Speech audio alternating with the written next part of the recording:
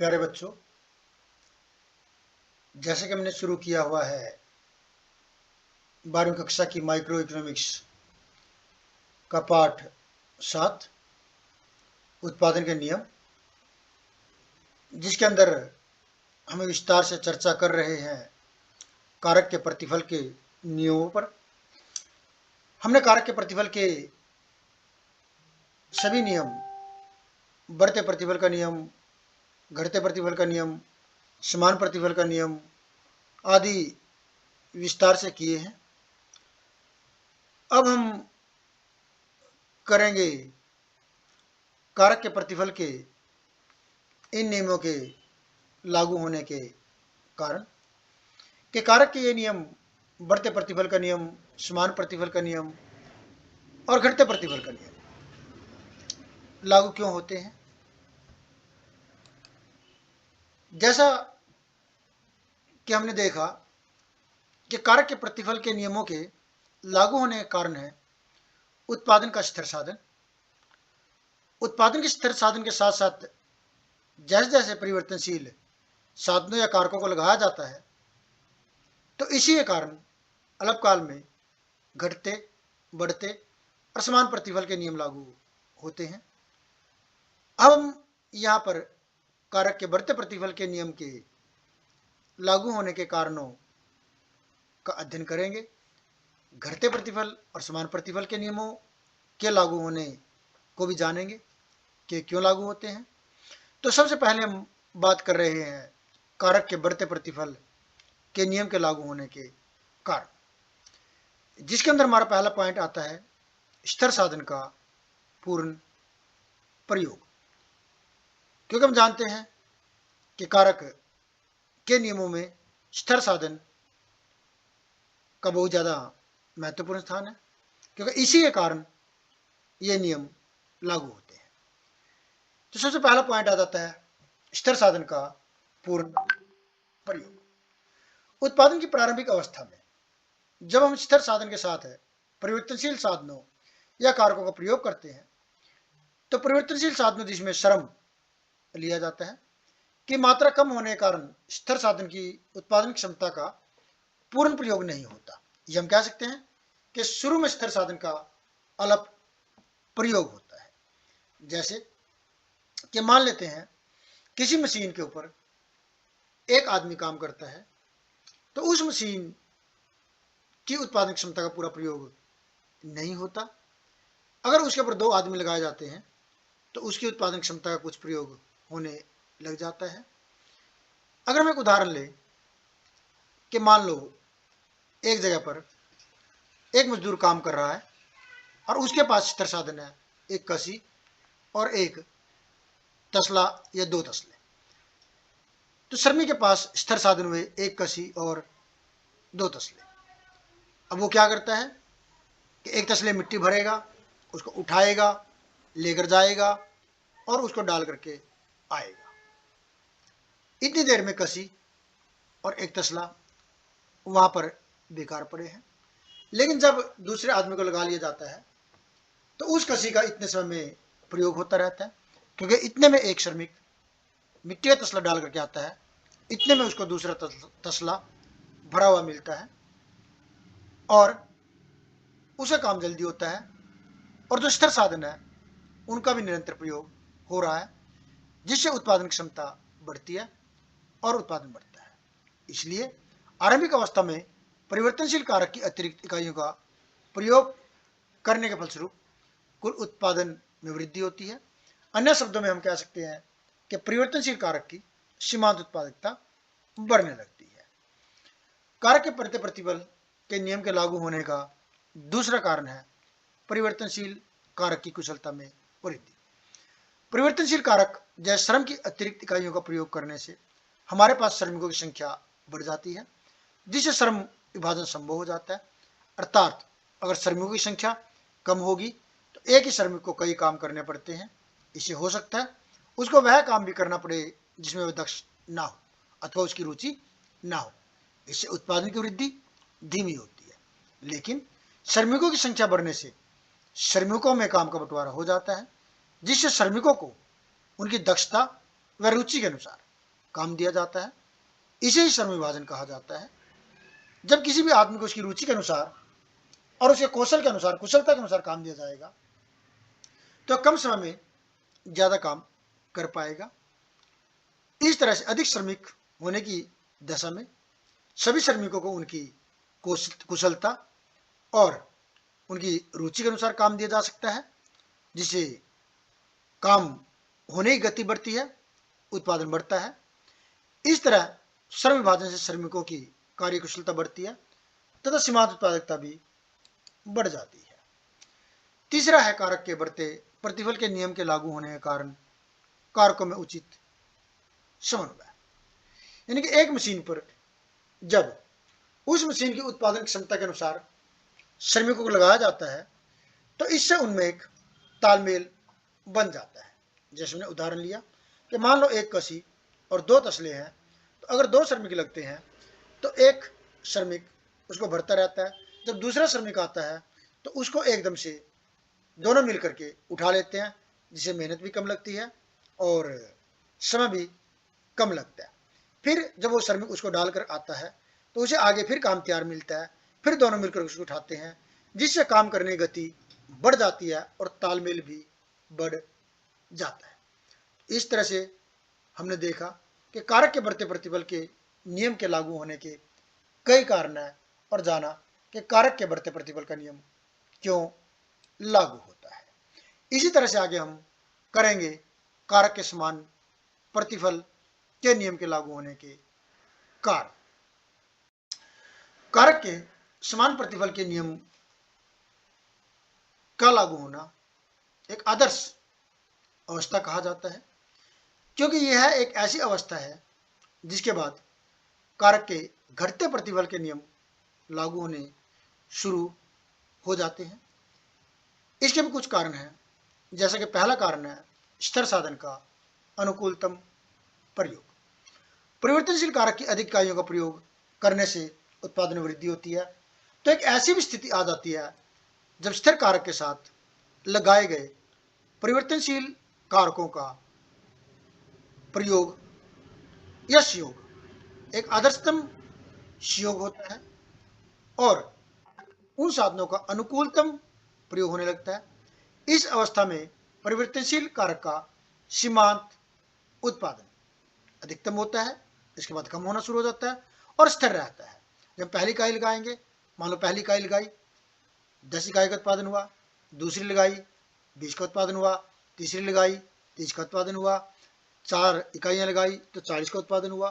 तो इस तरह से प्रत्येक अतिरिक्त इकाई के द्वारा किया जाने वाला उत्पादन समान रहता है, स्थिर रहता है।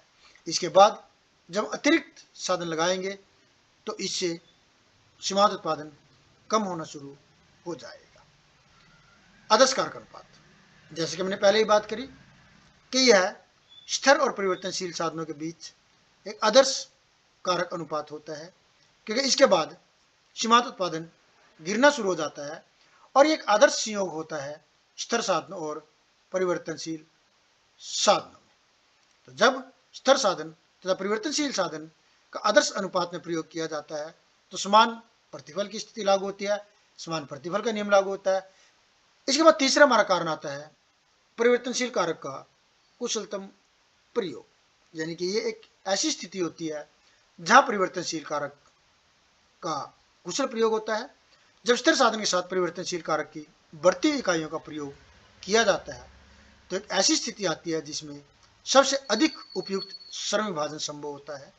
इसके फलस्वरूप परिवर्तनशील कारक जैसे श्रम का सबसे अधिक उपयुक्त उपयोग होता है तथा सीमांत उत्पादन भी अधिकतम और स्थिर होता है, क्योंकि यह एक अवस्था होती है जिसके बाद अगर हम उत्पादन बढ़ाने के लिए परिवर्तनशील कारकों की मात्रा को बढ़ाएंगे तो सीमांत उत्पादन गिरना शुरू हो जाएगा। इसीलिए यह एक आदर्शतम स्थिति होती है उत्पादन के नियमों में। इसमें अब हम करेंगे कारक के घटते प्रतिफल के नियम के लागू होने के कारण कि कारक के घटते प्रतिफल के नियम लागू क्यों होते हैं। जैसे कि हमने देखा पहले बढ़ते प्रतिफल का नियम लागू होता है, उसके बाद उत्पादन के स्थिर और परिवर्तनशील साधनों में एक आदर्श संयोग स्थापित होने पर कारक के समान प्रतिफल के नियम लागू होते हैं, और कारक के समान प्रतिफल के नियम लागू होने के बाद बारी आती है कारक के घटते प्रतिफल के नियमों के लागू होने की। इसके आधार में भी उत्पादन के स्थिर साधन ही हैं। तो यहां हम जानेंगे कि उत्पादन के घटते प्रतिफल के नियम क्यों लागू होते हैं। तो इसमें सबसे पहला कारण है उत्पादन के स्थिर साधन का होना। तो इस नियम के लागू होने का मुख्य कारण उत्पादन का एक या कुछ साधनों का स्तर होना होता है।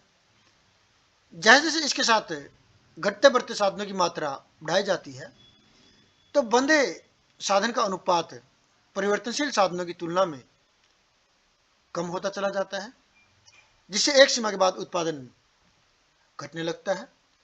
जैसे कि यहां हम तालिका के माध्यम से देख रहे हैं कि स्थिर साधन दिए हुए हैं, परिवर्तनशील साधन दिए हुए हैं। स्थिर और परिवर्तनशील साधनों में अनुपात दिया हुआ है।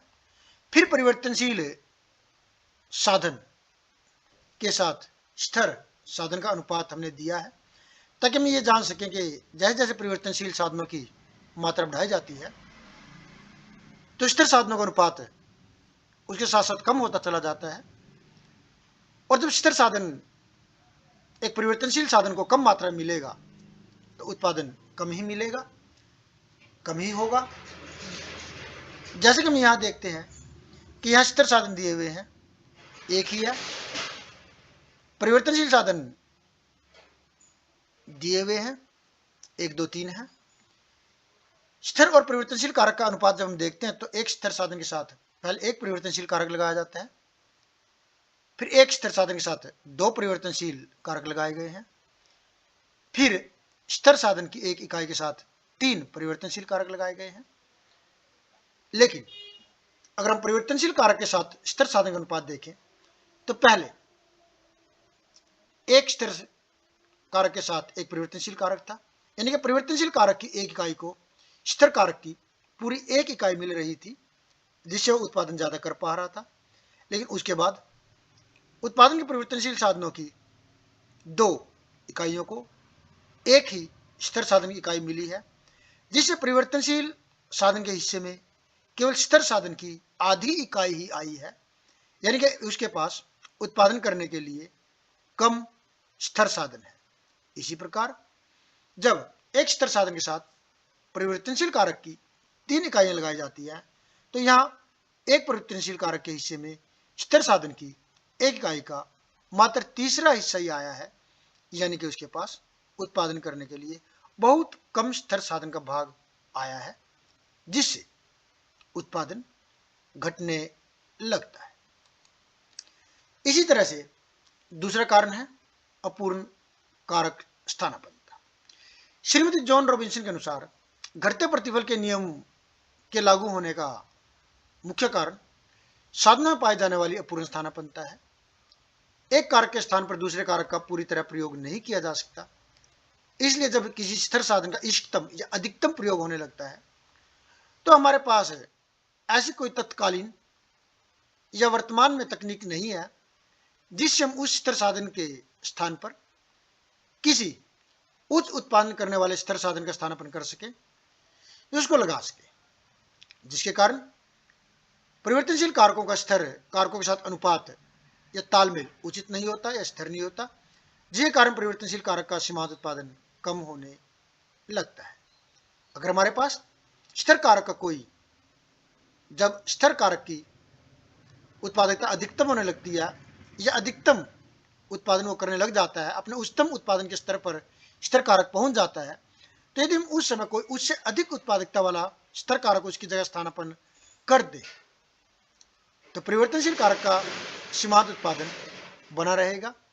लेकिन ऐसा कोई स्थिर साधन नहीं होता जो पहले वाले साधन के साथ स्थानापन्न कर दिया जाए और उसकी उत्पादकता भी अधिक हो। इसी तरह कारक के घटते प्रतिफल के नियम के लागू होने का तीसरा कारण है कारकों की कम समन्वयता, यानी कि स्थिर कारक के साथ परिवर्तनशील कारकों का लगातार प्रयोग करने से उनमें आदर्श कारक अनुपात नहीं रह पाता, जैसे हमने एक उदाहरण लिया कि एक कसी और 2 तसले हैं, अगर हम एक आदमी लगाएं तो उनका पूरा प्रयोग नहीं हो पाता, या तो कसी या तसले खाली रह जाते हैं।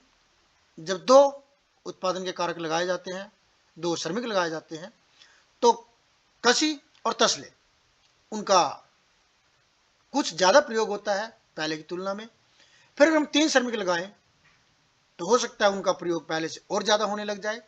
लेकिन अगर हम एक कसी और 2 तसले पर 5 श्रमिक लगा दें तो इससे उत्पादन नहीं बढ़ेगा, बल्कि कुछ श्रमिक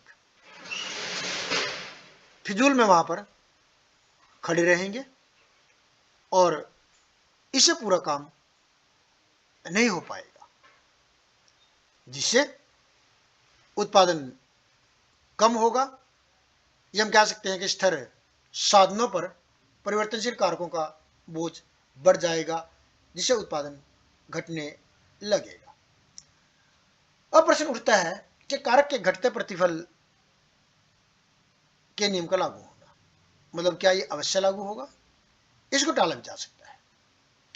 इस नियम के लागू होने के पीछे सभी अर्थशास्त्री एक मत नहीं है, इस बारे में सब में मतभेद पाया जाता है। मार्शल ने इस धारणा को इन शब्दों में व्यक्त किया है, जहां प्रकृति द्वारा उत्पादन में दिए जाने वाले साधन या योगदान में घटते प्रतिफल की प्रवृत्ति होती है, वहां मनुष्य द्वारा उत्पादन में दिए जाने वाले योगदान में बढ़ते प्रतिफल की प्रवृत्ति होती है। कहने का अभिप्राय ये हुआ कि जहां स्थिर साधन प्रकृति द्वारा प्रदत्त होता है या दिया होता है, जैसे जमीन, तो वहां घटते प्रतिफल का नियम ज्यादा लागू होगा। लेकिन यदि मनुष्य द्वारा योगदान ज्यादा है, यानी कि मशीनें मनुष्य द्वारा बनाई जाती है, फैक्ट्री मनुष्य द्वारा लगाई जाती है, तो उनके अंदर बढ़ते प्रतिफल की प्रवृत्ति पाई जाती है। मार्शल की इस बात से हम यह समझ सकते हैं कि कृषि में प्रकृति का योगदान उद्योगों की अपेक्षा अधिक होता है, इसलिए कृषि पर घटते प्रतिफल का नियम लागू होता है। इसके विपरीत उद्योगों में मनुष्य का योगदान ज्यादा होता है, उनके द्वारा मशीनें बनाई जाती हैं, उस टेक्नोलॉजी की मशीनें बनाई जा सकती हैं, इसलिए परिवर्तनशील कारक के बढ़ते प्रतिफल की प्रवृत्ति उद्योगों में पाई जाती है। परंतु आधुनिक अर्थशास्त्री इस बात से सहमत नहीं है। उनका मानना है कि इस नियम के लागू होने का मुख्य कारण किसी एक कारक का स्थिर होना है। यह स्थिर कारक केवल भूमि, भवन, कारखाने आदि ही नहीं हो सकते, बल्कि किसी निश्चित अवधि में, जिसे हम अल्पकाल कहते हैं, उसे मशीनें, कच्चा माल भी स्थिर साधन हो सकते हैं, जिनकी मात्रा में शीघ्र या तत्कालीन परिवर्तन नहीं कर सकते। इसलिए यह नियम उत्पादन के प्रत्येक क्षेत्र, चाहे वो कृषि हो, उद्योग हो, खनन हो आदि, सब में लागू होता है। कृषि में यह नियम अन्य क्षेत्रों की तुलना में जल्दी लागू होता है, क्योंकि अन्य क्षेत्रों में हम तकनीक का प्रयोग करके या बेहतर तकनीक का आविष्कार करके स्थिर साधनों की उत्पादन क्षमता को जल्दी बढ़ा सकते हैं। इसलिए कृषि के अलावा अन्य क्षेत्रों में यह नियम कुछ देरी से लागू होगा और कृषि में यह नियम जल्दी ही लागू हो जाएगा।